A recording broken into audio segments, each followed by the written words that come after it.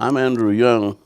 I really came down here because Martin Luther King was moving back from Montgomery to Atlanta in 1960, and he really didn't have any staff. I was working in New York and with the National Council of Churches, and somebody wrote me a letter asking if I would be interested in coming back to Atlanta. And I had a very good job, and I had just bought a house, and my wife had just gotten her master's degree, which was the blessing of New York. And because the tuition was only $16 a semester. And so we saw John Lewis in the Nashville sit-in story on television. And right after the first intermission, she said, "It's time for us to go back home." And I said, "We are home." She said, "No, this is New York. New York can never be my home." And I said, "Well, where are we going?" She said, "Somewhere south, anywhere south." And long story short, I ended up in Atlanta working with a literacy program, but my office was right across the hall from Dr. King. And his biggest problem was that he didn't have any staff. It was basically just him. And his secretary asked me, would I help him answer his mail? And then she gave me a great big box of letters that people had written him. And I was staying at the Butler Street YMCA. So every night I answered 50, 75 letters. And his secretary typed them up, and he signed them, and he was amazed. He said, "How does he know what I want to say?" And I said, "I don't know. I mean, I've read your books, and I know what you've been doing, and I went to seminary too, so I was guessing." He said, "Well, it's exactly what I wanted to, what I should be saying." And that's how he and I got close. And so it's just continued there from there. And everything I did, nobody else wanted to do. Nobody really wanted to work with him. I mean, they were killing people right and left then. And we know about Emmett Till, but there were many others like that that never got the publicity. And of course, he was one. He had been stabbed. His home had been bombed. He'd been kicked out of the National Baptist Convention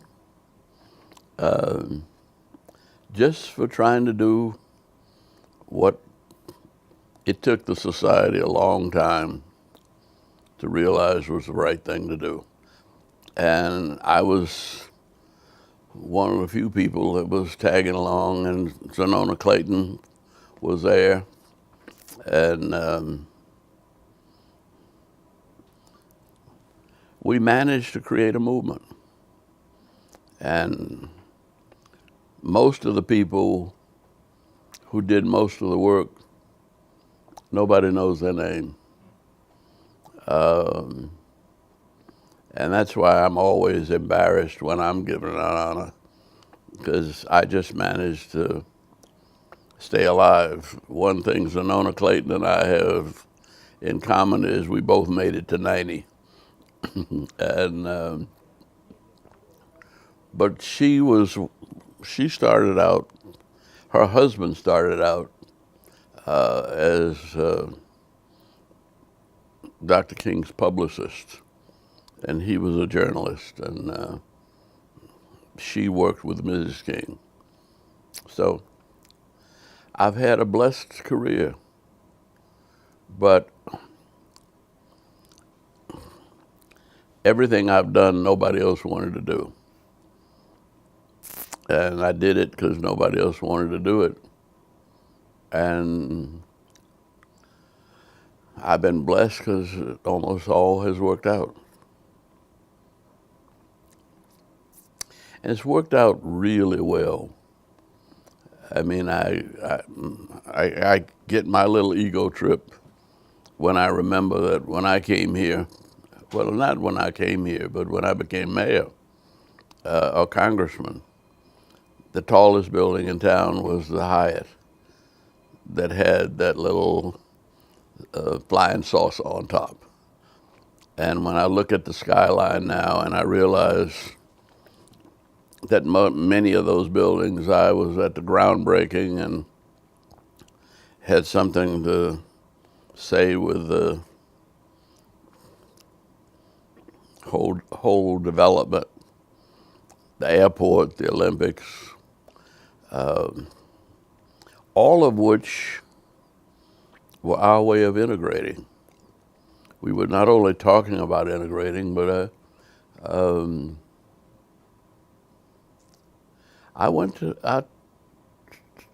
well, I'm almost afraid to say it because I don't think people know that that airport is run mostly by black people. And it's run well. And the year before last, before COVID, it had a $66 billion impact on the economy of the city, of the region. And I've seen Atlanta grow into Atlanta. And, well, when Dr. King was arrested, when he first got here, he was arrested by the sheriff of DeKalb County. Now the sheriff of DeKalb County is a beautiful black woman. And when I met her, I said, you know, forgive me, but I just need to hug you. And I said, I never hugged a sheriff before. But to me, that's a pretty complete transformation. And I'm just blessed to have been a part of it. I'm glad you recognize that all this stuff that you see around this city didn't happen by accident. But there were many people who made sacrifices, who had visions that people thought were crazy. Like, everybody thought the Olympics was actually crazy. My parents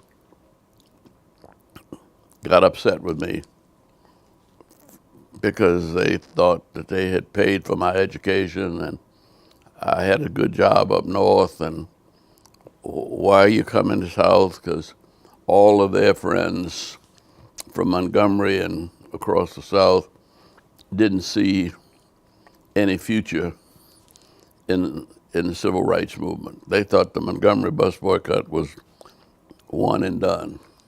There'd never be another thing like that. But that led to Albany and then Birmingham and then Selma and then a Nobel Prize for Dr. King. And I ended up as a congressman. One thing I'll say that I'm most proud of is that when I was elected to Congress, it poured down rain all day long and all the night before and till after the polls closed. And the only reason I got elected was 74% of the black community turned out to vote in a pouring down rain. And we got to do it again because we've got to win this governor's race, and we've got to send Reverend Warnock back to the Senate. And we've just got to keep the country moving forward. And that's not any individual, that's basically Atlanta. And you, as a part of young Atlanta, emerging in your leadership roles. We've done the best we could, but at 90, I'm not ready to retire and I can't quit, but I don't have that much energy anymore. So I do what I can, but there's still a lot of work to be done. But when I was your age, I was working 20 hours a day. One good question I have for you is that Martin Luther King is known for the quote that says, "The art of moral universe is long, but it bends towards justice." How do you think that we as citizens play a role in bending that art towards justice? Well, I tell you, I don't know where that quote came from, except that Dr. King used to use it all the time. But it's not a good description of the human rights struggle. The human rights struggle has always gone up a little bit and then down, and then up, come back a little higher, then level off, and then something happens and it goes down. And we're not losing ground. And if you look at money,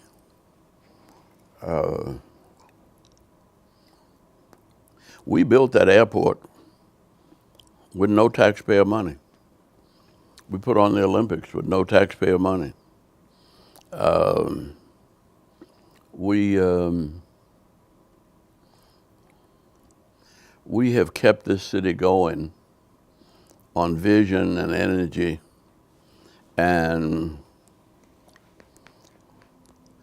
it's not just racial. I mean, there's nothing particular about Atlanta's racial progress. That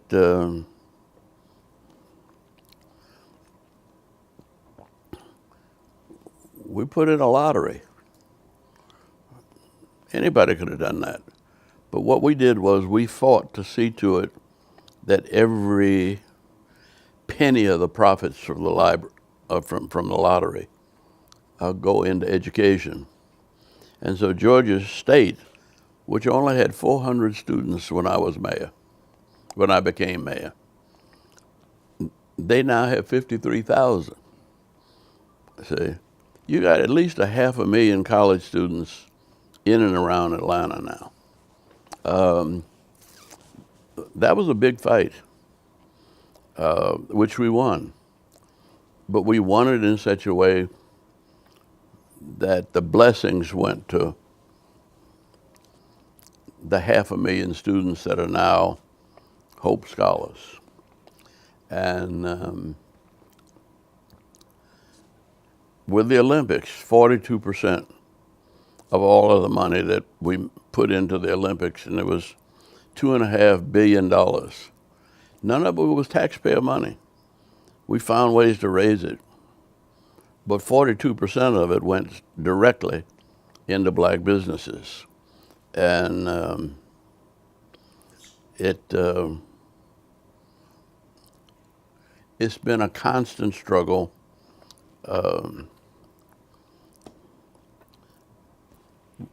I was upset at the fact that they removed the All-Star game from the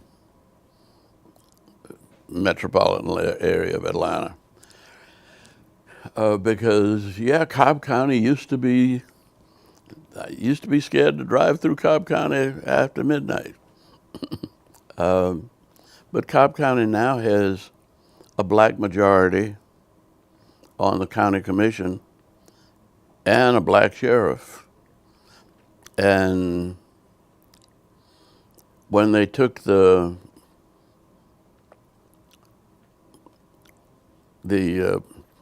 All-Star game away from the Battery to punish Cobb County, they were punishing black folk that had just emerged into leadership. And I told them I was just being flip.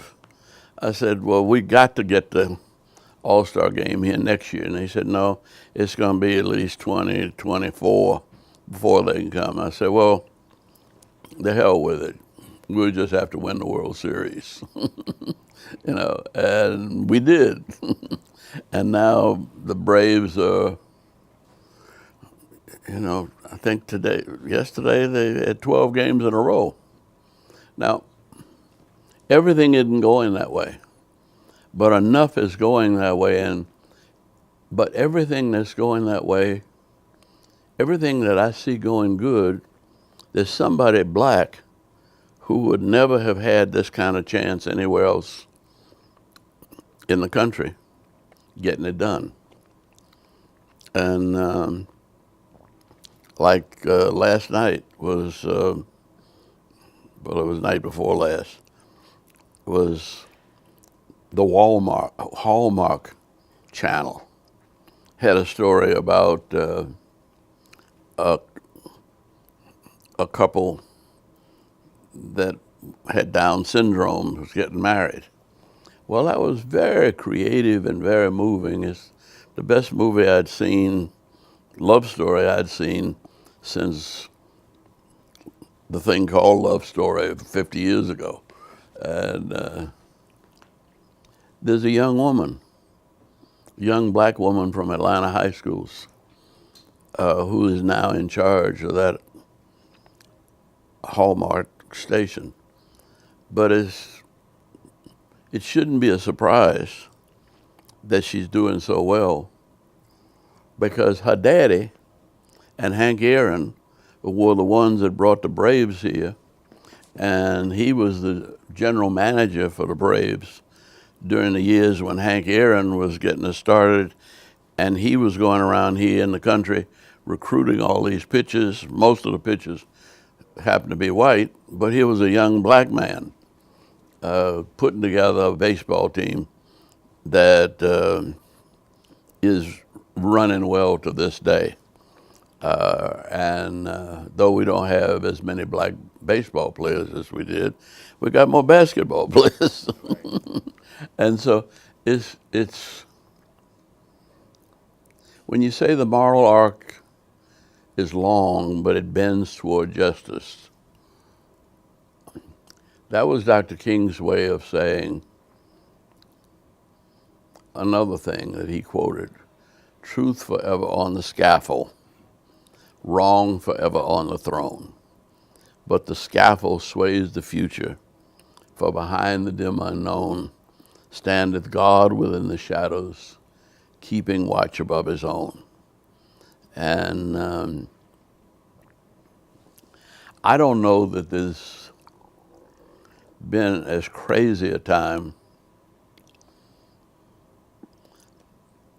in my 90 years of life as it is right now. And I'm scared for the country. I'm scared that people are living a lie and proud of it. They celebrate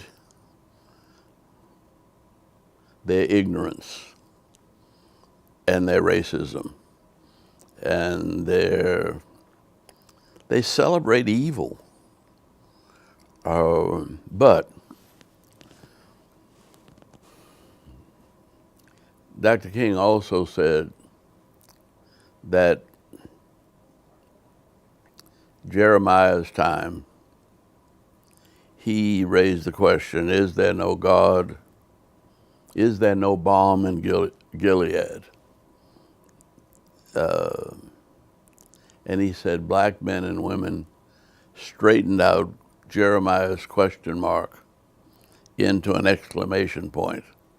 And they said, there is a balm in Gilead that makes the wounded whole. There's a balm in Gilead that heals a sin-sick soul. And so I think that the faith that brought our people, black and white immigrants, almost everybody that came here as an immigrant and treated the Indians badly, except us. And my parents and relatives were from Louisiana, and they ended up in the swamps of Louisiana, sort of integrating with the Indians,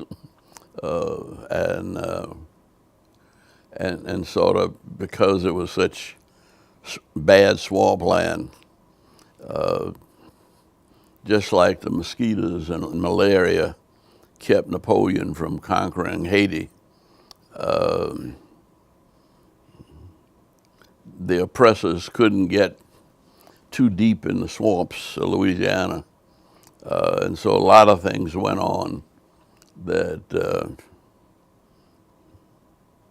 that for the most part turned out pretty well. And it seems like, well, when I came to Atlanta, we didn't have 1 million people, and that was in 1961, and we're now pushing 7 million people, and they're better educated, they make more money, we got a better quality of life.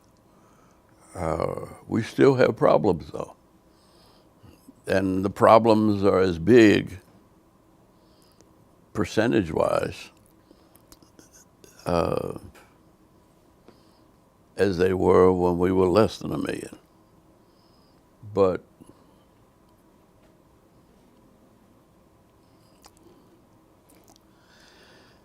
we shall overcome. But the struggle has to continue.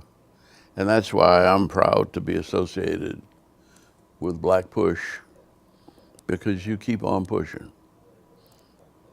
Remember that song? Keep on pushing. You gotta look that up. That was where Push came from, I think. Mayfield and the Impressions. They had a song that we used to sing in the early 60s, Keep On Pushing. And one last question, Ambassador Young.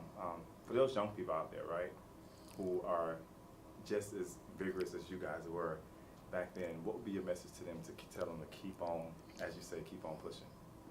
Well, my daddy raised me. I mean, I grew up in New Orleans, and I was in the middle of a mess. I mean, I had an Irish grocery store on one corner, an Italian bar on the next. The Nazi Party was on the third corner, Highland Hitler, and a Chevrolet dealership around the fourth corner. And I was right smack in the middle. And they had other black families, but none of them had children but my parents. And I guess I heard from the time I was 4 years old, don't get mad, get smart. If you lose your temper in a fight, you're gonna lose the fight. Your mind is the most powerful thing you got. And when you get angry, the blood rushes from your mind to your fists, to your feet, and they are not nearly as powerful as your mind is. And you have to develop your mind and your thinking and your praying to get through all this mess. And nobody told us that the way would be easy. But God said He didn't bring us this far to leave us. So struggle on. Thank you for everything. And thank you for everything you've done, even not just today, but everything you've done throughout history. And we are, I have to speak on, thank you for everybody. We're privileged just to even be here holding this conversation with you. So thank Well, you for your time. no, I'm around, and I have been, well, and I'll say, not bragging, but the one picture I have with Dr. King that I don't like is we missed a plane in Jackson, Mississippi, and he was sitting there nervous and frustrated. And the janitor came along smoking. He said, "Excuse me, brother, you got another cigarette?" And the janitor gave him a cigarette. And so he's sitting there smoking. But for the most part, he didn't smoke. And none of us drank. And we didn't fool with drugs. And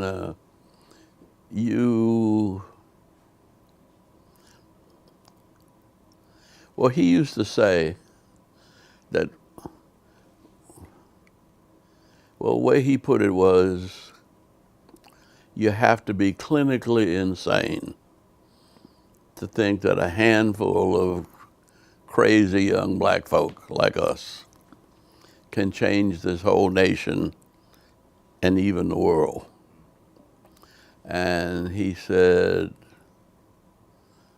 we might not make it to 50, but if we make it to 50, we got to make it to 100, because it's not going to be easy, and it's a lifetime struggle for justice to prevail, even in a country like this. Well, as you know, he didn't make it 40. He was killed at 39 and just turned 39. And yet his spirit has never left us. And he's probably more popular. More people have read his works. More people quote him, something from him, now all over the world. There's no place you can go in the world where people don't know what Martin Luther King stood for and who he was. So he's not gone. His physical presence left us, but he left his spirit to inspire, to energize, and even to inform generations yet unborn, but particularly this generation now. And